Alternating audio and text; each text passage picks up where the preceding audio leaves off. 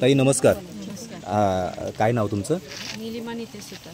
बरं, आपल्याला किती वर्ष झाली या साखर गावामध्ये आणि किती वर्षापासून तुम्ही वास्तवात त्या ह्याच्यामध्ये? मला लग्न माझं 10-12 वर्ष झाली. 12 वर्ष झाली. हे दरवेळेस झालेले आम्हाला 4 वर्ष झाली. त्यात माझ्या स्वतःच्या मुली गेल्या. आज ते दुःख आम्ही सहन करतोय आणि त्यासाठी ते करते आम्ही आमच्या घरांसाठी पण आम्हाला लढायला झाले.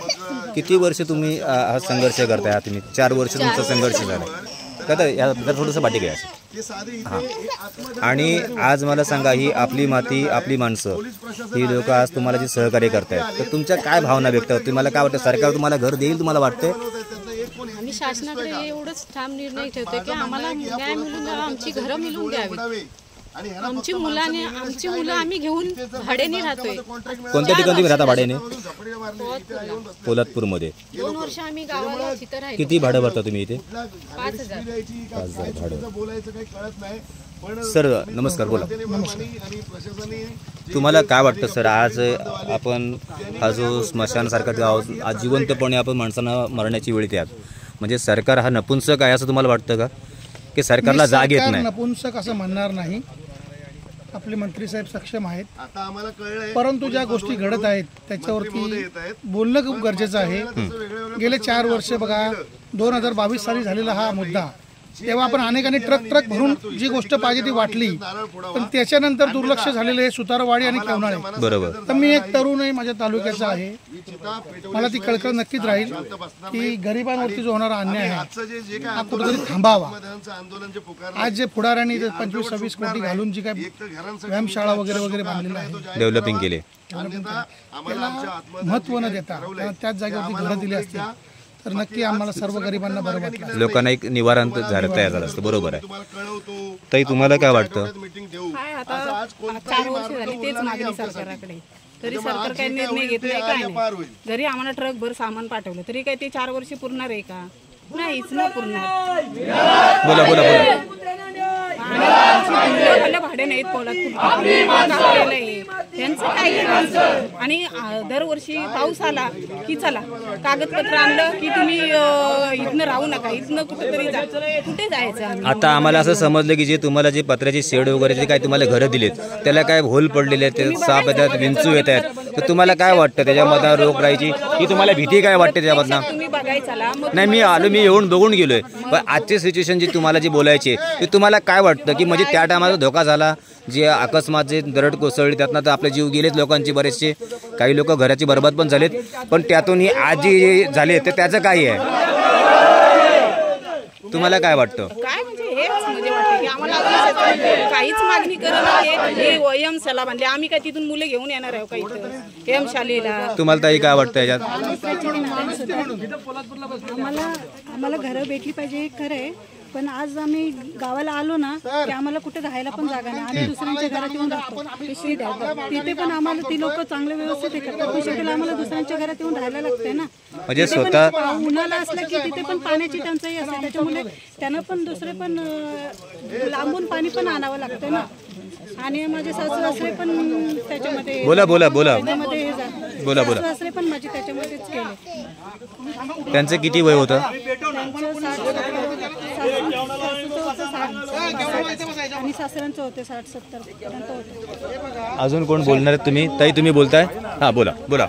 सर मी केवनाळ्यात राहतो, माझं पण घर गेले, आमची 7-8 घरं गेलेली आहेत. माझ्या घरामध्ये एक मुलगा एक मुलगी माझी होती, मुलगीचा मुलगा होता, गणपती कशी घरातनं वाचले, गणपती बाप्पानं वाचवले. तुम्हाला काय वाटतं, शासन आपल्याला तर हे सगळं कृत्य करून आपल्याला घर मिळेल असं वाटतं तुम्हाला?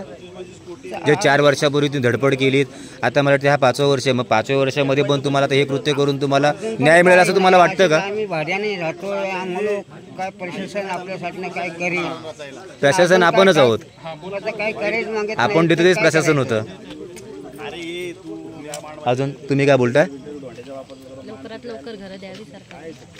तुमचं काय म्हणणं आहे? काय आम्ही म्हणायचं, आता पहिलंच शासनाने हेच बांधून ठेवलंय आणि मी गरीबाला आम्हाला नाही पाणी नाही कांदे नाही, आम्ही हिऱ्यावाल्यातलं पाणी पिऊन आम्ही दिवस काढायचं. हा, मग पहिली घरं जर असली तर इथं येऊन राहिलेच का? पहिली इथं मुलं शिकायला यायचेत का? याच्या शाळेवर का मंदिरं बांधलं, मंदिरामध्ये काय देव बसायला येते का पहिला? घर असेल तर मंदिर होईल ना, मग पहिला मंदिरं बांधली. तुमचं म्हणणं काय वाटतं, सरकार देईल असं वाटतं का तुम्हाला? घरं देते. आता ही आपली जवान तरुण पिढी आज ह्या सरणावरती बसले, जिवंतपणे सरणावर बसले, तुम्हाला कसं वाटतं, योग्य वाटतं ते? हे केलं तर आपल्याला होईल का, असं वाटतं आपल्याला घर भेटेल म्हणून? आता काय वाटतंय, आता काय सरकार करतोय तर काय सांगावं आम्ही आता? हा, एक मिनिट. बरं, नमस्कार सर, बोला. असे हां, सांगा तुमचं नाव. बोला सर. हां, बोला. काय तुम्हाला काय वाटतं ह्या 4 वर्षापासून जे तुम्ही आपले केवनाळे म्हणा? माझे पण आई वडील गेलेले आहेत. अच्छा. माझे आई वडील 4 वर्ष आम्ही पण असेच सारखे इकडे तिकडे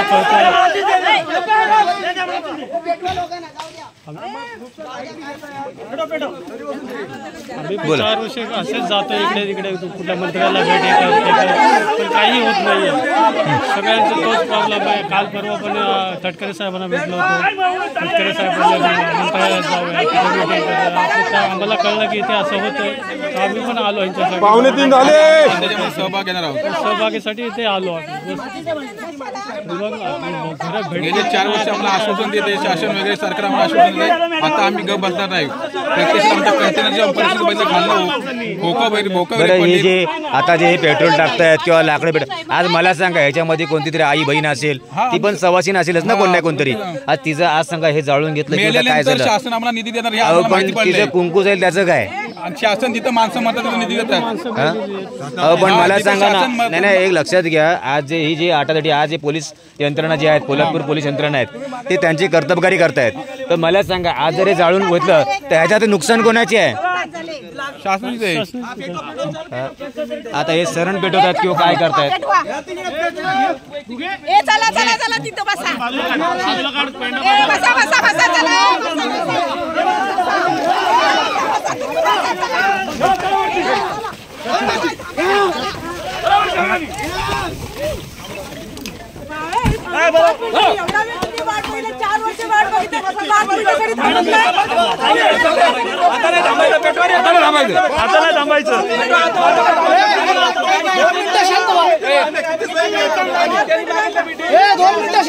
एक काम करा, आपली पोलीस यंत्रणा आपल्याला सहकार्य करतायत. एक 5 मिनिटं थांबा जरा. 5 मिनिटं पोलीस यंत्रणांचा थोडस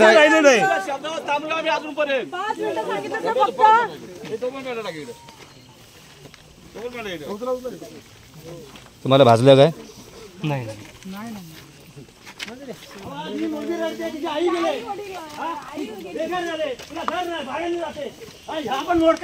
स्वतः अग्नीवर देतोय का देतोय? काहीतरी वेगळा झाला म्हणून आम्हाला न्याय मिळावा.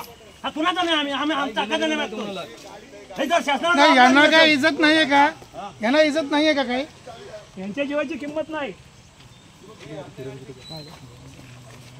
शासनाने त्यावेळेला पण रडवली, आता पण रडवते.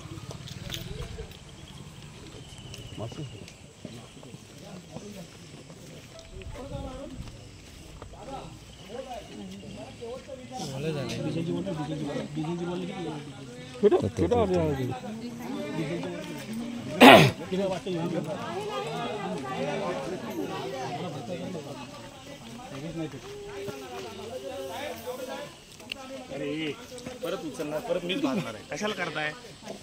थांब ना जरा, बोलतायत ना सरपंच, भाजलं मी. थांबा जरा, 2च मिनिटं थांबा ना. आले ना, तहसीलदार पण उपस्थित होते का? जीवासाठी बोलतोय मी. हो बरोबर आहे, 12चा टाइम दिला आम्हाला. तहसीलदार पण तिथे उपस्थित होते. 3 वाजले. 5 मिनिटं थांबा. उगाच नका काय पण लागेल कोणाला माहिती. लहान बिन तुम्ही भाजलात काय? भाजलात हे रुमाल भाजलात?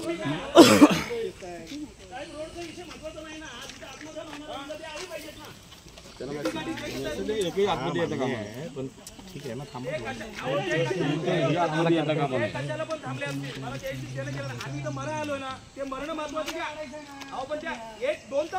तुम्हाला डोळ्याला लागले का तुमच्या?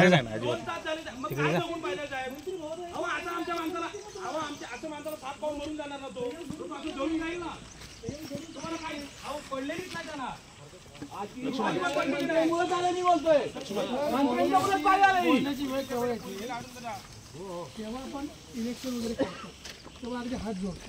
मग आज ह्यातलीच काही लोक मारण्याला तयार आहेत कोणी केलं अध्यक्ष एक मिनिट मरण्यासाठी प्रवृत्त कोणी केलं? आपण तिथे मीटिंग घेणार होतो की नाही? शांततेत घेतली की नाही? आपण इथं का आलो? आपला तिथे सन्मान झाला नाही म्हणून इथं आलो. मग आता मारतात त्यांना मरून तरी द्या. तरी पण तिथून इथे आलो. एखाद्यानं जर काळजी असती तर आमच्या पाठीमागे धावत आले असते. अरे चला मारायला चाललेत म्हणून. आम्ही तुमची रिस्पेक्ट केली नाही का? रिस्पेक्ट केली ना साहेब. साहेब यांना विचार. आम्ही सकाळपासून ते सांगतात आम्ही तसंच वागतोय. आम्ही एकही शब्दाच्या पुढे जात नाही. होते तेवढे पोलीस सगळेचे सगळे आलो ना तुमच्या. अहो सर पण आम्ही सकाळपासून तुमचाच मान सन्मान ठेवतोय ना. तुम्ही थांब म्हणता आम्ही थांबतोय. तुम्ही थांब म्हणता आम्ही थांबतोय. माणूस कुठे आहे तर येतोय. याच्याने गरिबांना घर भेटणार. याच्याने गरिबांना आम्ही मेलो तर बरं ना तुम्हाला. किती वेळ थांबायचं सर? पाय दुखायला लागले तुमचे. 2 तास झाला आम्ही इथे उभे आहोत. म्हणजे त्यांना माहिती आहे काय होत नाही.